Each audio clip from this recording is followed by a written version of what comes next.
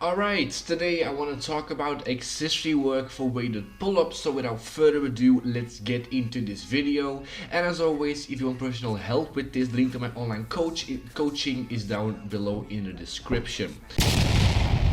First things first, it goes without saying that if you have not mastered programming your primary exercise yet, in this case your weighted pull-ups, doing any specific accessory work is going to do fuck all to improve your weighted pull-ups, because as you guys know, strength is exercise specific. So if you want to get better at weighted pull-ups, you have to get good at programming your weighted pull-ups first. So if your technique is shit, if you're not currently working with training blocks, program heavy and light days, and you haven't tried any tempo work on your primary exercise, don't watch this video. Go back to basics and do those things first.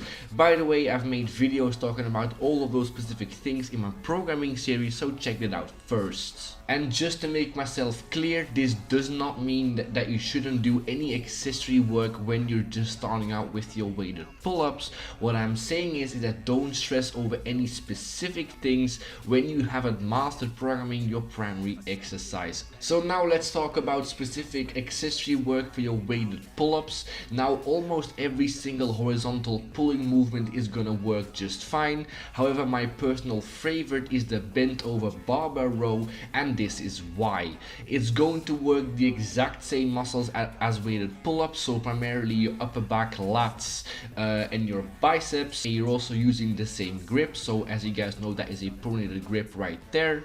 Once you master this exercise and you actually control the weight, the ability to go heavy with this is almost endless, and also it has a very similar resistance curve to your weighted pull-ups, because both of these exercises, they are the easiest at the bottom of every single rep and are the hardest at lockouts. One downside to this exercise though is that it actually requires you to hinge properly, because if you cannot do that, you really can't do this exercise without risking your lower back.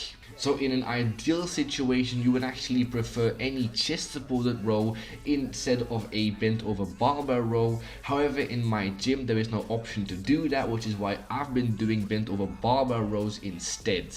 Like I said earlier on, any horizontal pulling movement will be just fine, and just for your benefit, I'm gonna go over a couple of them to kind of finish off this video. First and foremost, obviously chest supported rows, as I talked about, with whether you do the barbell, dumbbell machines or any kind of machine rows.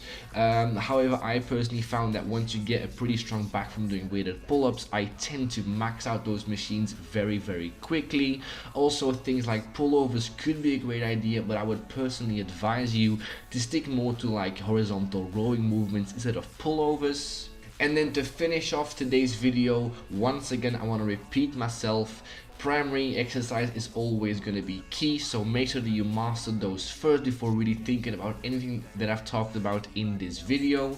If you want professional help with any of your training, the link to my online coaching is down below in the description. For now, thank you guys for watching. Like, subscribe if you guys haven't already, and share the video, and then I'll see you guys in one of my next ones. Laters.